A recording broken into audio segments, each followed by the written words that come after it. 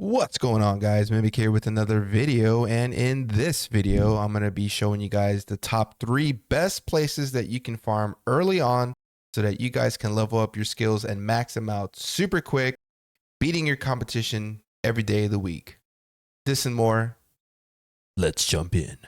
All right, now starting off here, the first place you're going to want to go to start farming and start capturing your early gear materials are going to be Temple of Siliveth.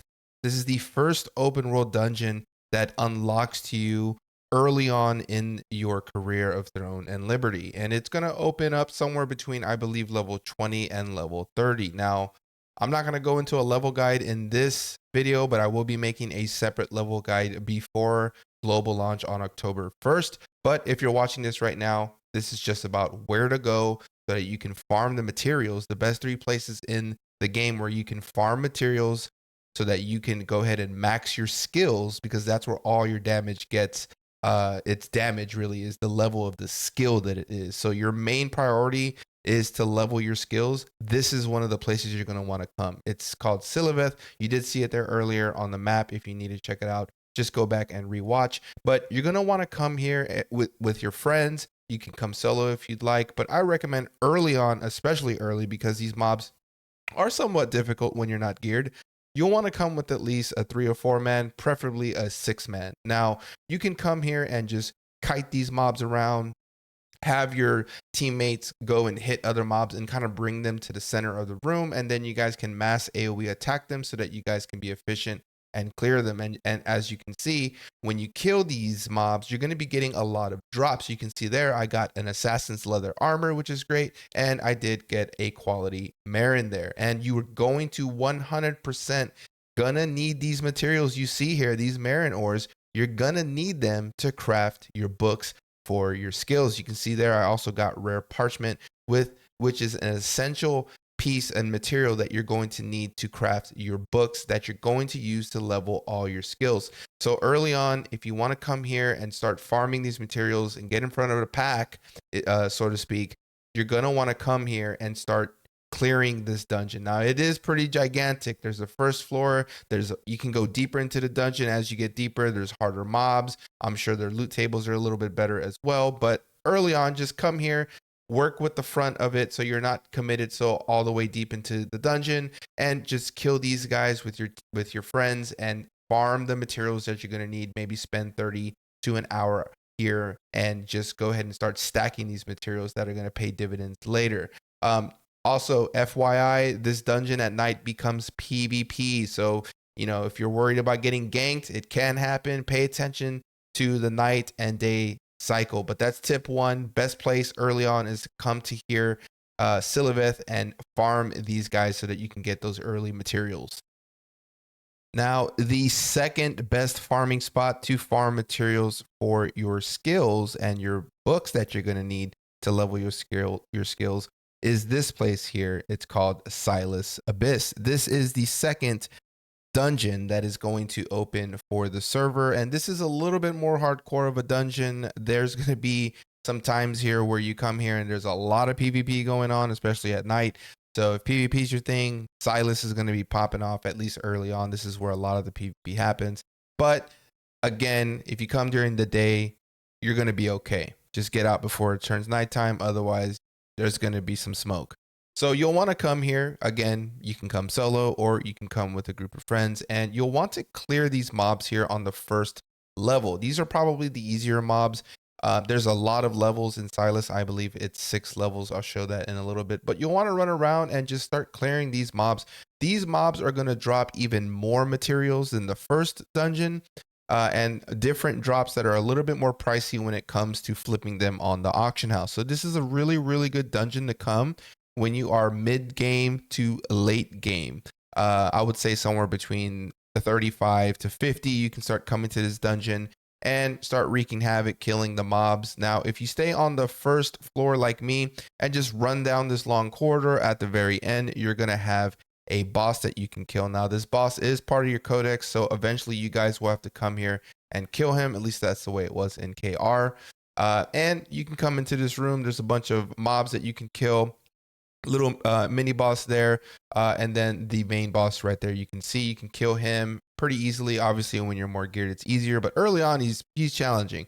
So definitely, if you're gonna come fight him, bring some friends, bring some guildies, a 6-man if you can, and look at all these materials that are dropping. Now, obviously, I'm not picking them up right now because I don't need them, and I'm also full.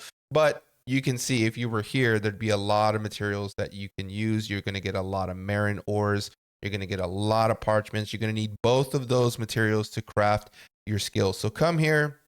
If you feel like you want to play safe, stay on the very top floor and just run around, go up and down this middle corridor here. And by the time you get back, there's going to be some mobs that have already respawned, and you can just kind of rinse and repeat for maybe 30 minutes or an hour and farm those materials that you're going to need. Here is the stone. Make sure you do get the stone if you come down here, because you can use this stone to teleport to all different floors that this dungeon has.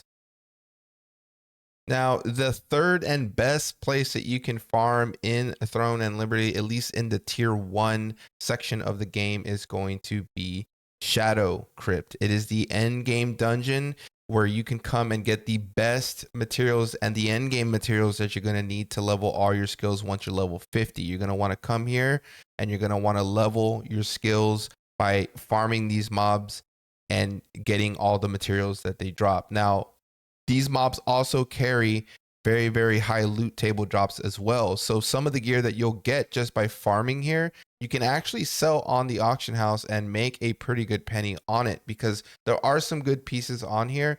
And those gear pieces have sought out traits that a lot of people are going to want, especially early on. And they're, you're going to be able to sell them for a more pricier price because the demand is so high. So you'll want to come to Shadow Crypt. Definitely bring a friend. You can see here now you're getting rare Marin ores. So you can use those ores to craft your books. You're going to need those to craft your blue rare books, and you can even use them to upgrade into the purple ore that you're going to need to craft your purple skills. So if you want to max out your skills once you're level 50 and once this content unlocks, you're definitely going to want to come here. Remember, the servers are time gated, so not all of these dungeons are going to be open day 1, but as they open, I wanted to make this video so you guys knew exactly where you needed to come and where you could farm the materials for your end game level 50 plus skills. And it's this place. Me and my buddies came here for a while, just running up and down this this whole area, and this Shadow Crypt is huge. There is a lot of places where you can farm, and there are a lot of places where you can go and get big rooms of mobs that are uncontested and literally free farm with no, not having to worry about people coming stealing your mobs. Obviously, the front of this area, there's going to be more people because it's the front. So if you've got a group of 6 people, I recommend going a little bit deeper into the dungeon where you can farm uncontested and you can get huge pools of mobs, 20 plus mobs in one pool, and AoE them in the middle and just wreak havoc. You get a lot of good XP, you get tons of gold coming here, and you get really, really good Marin ores and parchments that you're going to need. There's no other way to get these. They changed that completely. It used to be in KR where they were giving you those things by doing events. They changed that. So the only place that you can get these Marins, and one of the only places that you can get parchments, are going to be at these dungeons. So you're going to want to come here and you're going to want to farm as much as you can until you get bored, and then you can do different type of content. You can see there I got the parchments and I did get some polished crystals. You use those to craft pieces of gear. So if you're someone that likes to build gear and then sell it on the auction house, you can come here and get the crystals, so that this way you can afford to continue to do that and afford to keep making lucent. So coming here is a really good idea, especially if you've got a group of friends where you can come here into the deeper areas of the dungeon and just farm your heart out and maybe stay for like 30 minutes or an hour as well. Make some really, really, really good gold. And again, have a chance at RNG at good drops. And then of course you're here to farm for your skill books. Now, like I said, this is all about the best places where you can farm. And I just showed you 3 spots, which are the world dungeons, where you're going to want to go to get these Marins and where you're going to want to go to get parchment, because it's the only place that you can really get these. And the way the game has changed, now you're getting benefits to actually going and doing open world dungeon farming, where before it really wasn't like that. Yes, you did it for gold, but now they changed it. So you have to go there and get the parchments and go there and get the marins, and you come to the skill researcher in Vienta and you can use those ores and those parchments that you got earlier to purchase the books that you're going to need to level your skills. Now, you're going to want to get your skills to at least +1 purple, okay? Because that is where you're going to get a huge buff of damage and you're going to notice it big time. And again, all those green ones that you got, the green marins that you got from Silabeth, you can come to the skill researcher and you can level the green ones to blue ones. So there's no losing out. Even if you get past the greens, you can still use them to make blues. And it's the same thing from blues to purples. So please go do the dungeons. You'll thank me later. Get strong and enjoy the game. And I hope you guys like this one because it was a pleasure making it for y'all. Let's roll the outro. And that's the video, guys. Thanks so much for watching it. I appreciate all your support. Hopefully it helped you guys out and you guys found value. If you did, be sure to hit that like button. It helps me out big time. You guys are awesome. Thank you so much for all your support. I really appreciate it. If you want to see more, don't forget to hit that sub button. More videos coming out soon. Again, hey, if you guys need a guild, check us out. Check the Discord in the description. We'll get you in the guild. I'm recruiting. Come join us. Let's have a good time. Until next video, guys. Peace.